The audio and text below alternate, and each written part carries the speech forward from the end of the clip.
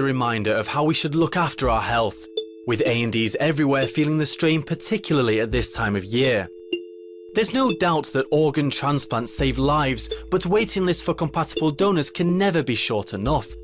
So what if there were a way of producing compatible organs on demand? Bioprinting has traditionally meant printing biocompatible materials as a base for cells to grow. Though it may sound far-fetched, scientists have already managed to print a human ear and other tissues. Doctors take a scan of the organ to create a 3D blueprint. Cells are then taken from the patient, which are then placed in a culture to multiply. The cells are then painstakingly placed on the 3D printed scaffold, which is then incubated to produce a functioning organ. 3D Bioprinting Solutions opened its labs in September 2013, with the sole purpose of advancing tissue engineering. Supported by the Moscow Department of Healthcare and in vitro labs, the Skolkovo resident should soon have all the equipment necessary to manufacture organs. It's also working on a revolutionary bioprinting technique. The method still requires the 3D printed cell molds commonly used to store and grow various cell types, but crucially, it no longer requires the scaffold around which they are placed. In 2014, Russia will have its first 3D bioprinter. This will far surpass any previous models, as it will be produced using nanotechnologies. Its speed and accuracy will far exceed that of any of the current models. And perhaps most importantly, it won't even be that expensive. Traditional tissue engineering methods involve removing all the cells from a dead human or animal organ, leaving only the protein scaffold, which is then repopulated with stem cells and incubated. Mironov has taken this a step further and has come up with a method for printing an organ directly without the use of any organic or artificial scaffolds. It involves extracting stem cells from the patient's fat tissue, which are then mixed with a hydrogel and placed in 3D printed molds. These are then incubated to produce spheroids, which are the building blocks of organ printing. From here, you can pretty much print any organ you like. We do not use animals or any synthetic polymers for support structures or scaffolds. We only use hydrogel. The hydrogel is 99% water.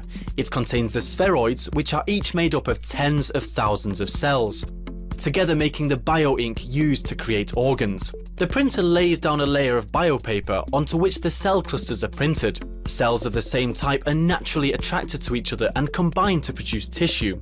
The process continues in this way, layer by layer. The biopaper eventually dissolves and the layers fuse and self-organize to produce a fully functioning organ. The simplest tissues are those that don't have blood vessels in them, such as cartilage, skin, bones, and so on. The organs that we really need are kidneys, livers, hearts, and lungs, but that may only be possible in the distant future. Although printed organs might not be here quite yet, doctors can already do some pretty impressive stuff. Stem cell therapy involves using new adult stem cells to regenerate damaged or diseased tissue. It may still be in its infancy, but doctors believe that the treatment has the potential to treat anything from spinal injuries and cancer to baldness and missing teeth. Heart disease is one of the biggest killers there is, with heart valve transplants running into tens of thousands in Russia every year alone. Thankfully, Penza-based Miedinja's pyrolytic carbon heart valves are indistinguishable in terms of performance from the real thing, but provide the long life offered by artificial ones, giving many people a second chance. Bone implants are now commonplace, but that doesn't make them any less advanced. Porous nickel titanium alloy is a promising new material that's flexible when cold, but snaps back into its original shape at body temperature. But, just like soft tissue organs, bone implants also need to be accepted by the body, so they're given a special coating. The surface coating should have the exact same composition as bone, so that the body doesn't reject the implant once it's inserted. So our task is to minimize the difference between the bone tissue and the implant. Ultra-thin calcium phosphate films do this perfectly. Calcium and phosphate together make hydroxyapatite, which is a natural component of bone. The coating is applied by a process called physical vapor deposition, where calcium and phosphate are vaporized into a plasma, then condensed into a thin film onto the implant in this patented vacuum chamber. The whole procedure takes several hours, but the finely tuned ratios ensure the long-term success of the implant. The atoms gradually dissolve, stimulating bone growth around the implant, which results in a solid natural bond. As well as modifying bone implants, we have started researching ways to make ultra-thin coatings for coronary stents. As we all know, any malfunction of the cardiovascular system could be lethal. That is why searching for new ways to prolong the life of the patients is of utmost importance. Stents are small mesh tubes that can be expanded to keep weak or narrow arteries open. Unfortunately, delicate arteries can be damaged during the implant operation or subsequent expansion. So, to avoid complications after the operation, the stents are coated in titanium nitride oxide, or TiNO for short. The super smooth coating helps avoid arterial damage and promotes healing, significantly reducing the risk of blood clots forming or the artery collapsing again later.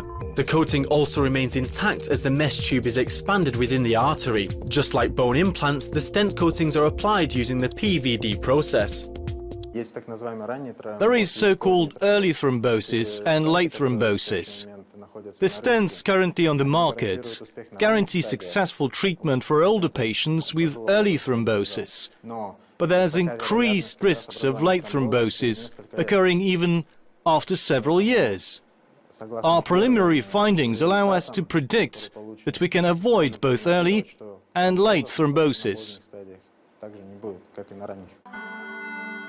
Given all the medical breakthroughs we've already made, and with 3D printed ones coming in the not too distant future, hopefully we'll be able to start worrying less about our health